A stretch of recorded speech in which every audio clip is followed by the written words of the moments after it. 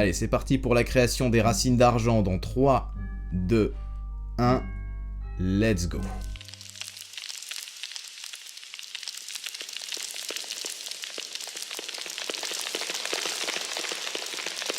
Ah, c'est juste trop cool. Alors, qu'est-ce que vous en dites? C'est pas mal, hein? Allez, je vous explique tout ça, let's go.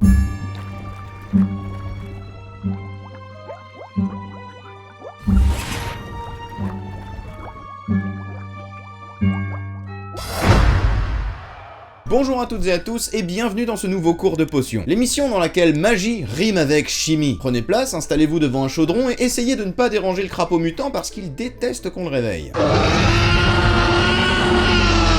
Et sortez vos baguettes pour que nous puissions commencer. Est-ce que tout le monde a bien son petit manuel de potions pour sorciers débutants? Si vous n'avez pas encore pensé à l'acheter pour la prochaine fois, parce que vous en aurez besoin pour réviser vos examens. En plus, il est génial et j'en sais quelque chose, c'est moi qui l'ai écrit. Et il est disponible en librairie depuis le 17 novembre. Alors qu'est-ce que vous attendez? On se le demande tous. Enfin bref, revenons à nos beaux trucs. Dans ce premier épisode, je vais vous présenter la très célèbre potion de racine d'argent. Et pour ce faire, nous allons réaliser ce qu'on appelle communément une électrolyse. Une quoi? Une électrolyse, Jérémy. En gros, c'est ce qui se passe quand on fait passer un courant électrique dans une solution. Autant des fois il se passe absolument rien et c'est complètement pourri, autant des fois ça vous donnera un résultat vraiment spectaculaire.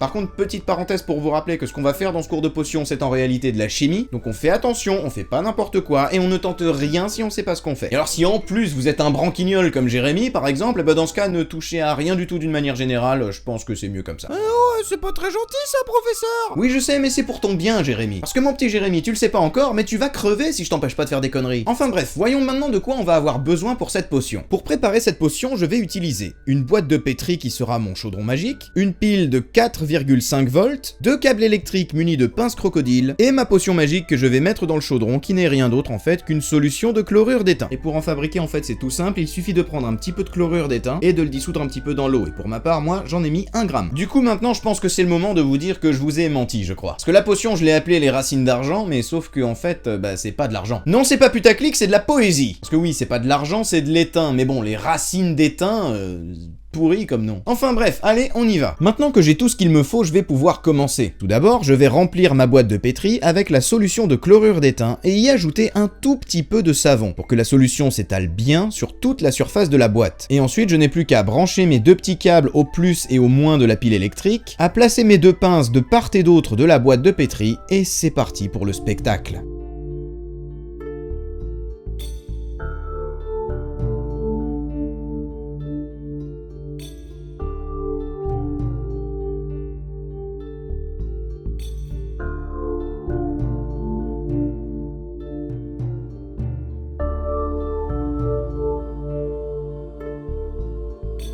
C'est vraiment trop classe. Mais vous avez vu comme ça pousse vite? Et c'est vraiment marrant parce que quand on regarde à des endroits, on a presque l'impression que le truc est vivant, quoi.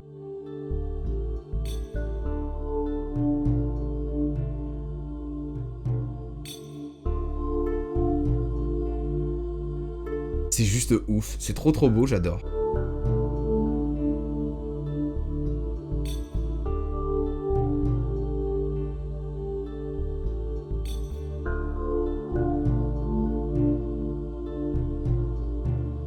En fait, si j'ai appelé ça les racines d'argent, c'est déjà par rapport à la couleur, parce que ça ressemble un petit peu à de l'argent finalement, et c'est aussi par rapport à la forme, parce qu'on a vraiment l'impression que c'est des racines qui poussent à l'intérieur du liquide.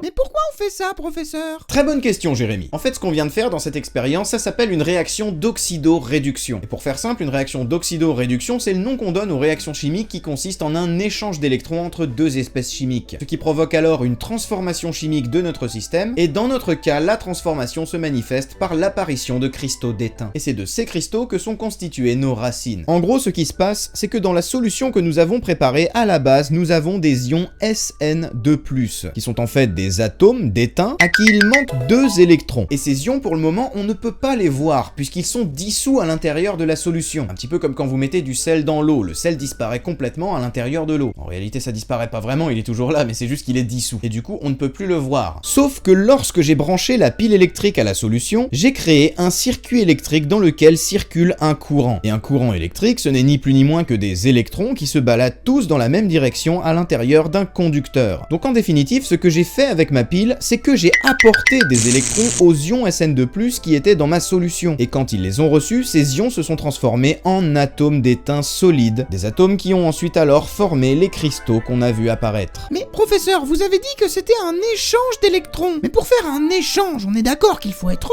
deux. Du coup, il n'y a pas que l'étain. Effectivement, c'est une très bonne remarque. Parce qu'en effet, comme l'a souligné Jérémy, il s'agit bien d'un échange d'électrons. Et par conséquent, si d'un côté les ions Sn2+ ont gagné des électrons, ça veut dire que de l'autre côté, il doit y avoir une espèce chimique qui, elle, a perdu des électrons. Parce qu'ils viennent pas de nulle part, ces électrons, ils ont pas été créés par l'opération du Saint-Esprit. Et comme l'a dit un éminent sorcier, il y a très longtemps de ça, rien ne se perd, rien ne se crée, tout se transforme. Et si vous regardez bien attentivement notre potion en pleine action, vous verrez que les racines partent uniquement de ce côté-ci du chaudron, du côté qui est relié à la borne moins de la pile. Par contre, si vous regardez l'état de la pince qui est accrochée de l'autre côté du chaudron après l'expérience, donc celle qui est reliée à la borne plus de la pile, vous pourrez constater qu'elle est légèrement plus abîmée qu'au début. Et ça, c'est parce que les atomes de fer qui constituent la pince ont justement perdu des électrons. De ce côté-ci de notre boîte, il s'est produit le phénomène inverse par rapport à ce qu'on a vu jusqu'à maintenant. Sous l'effet du courant électrique, les atomes de fer de la pince se sont dégradés pour se transformer en ions Fe2+, afin de libérer les deux électrons qui seront ensuite amenés par la pile de l'autre côté pour qu'ils soient récupérés par les ions Sn2+, dont on parlait tout à l'heure, qui à leur tour se transformeront pour former des cristaux. Ainsi, la boucle est bouclée et c'est là toute la magie des réactions d'oxydoréduction. Et voilà, chers élèves, c'est la fin de ce cours de potions, j'espère qu'il vous a plu. Si c'est le cas, je vous invite à vous abonner si ce n'est pas encore fait, ou alors à partager la vidéo. Et si vous avez 5 minutes, vous pouvez aussi aller pulvériser le bouton pouce bleu. Surtout qu'entre nous, j'aime pas trop balancer, mais je suis presque sûr de l'avoir entendu vous traiter de moldu.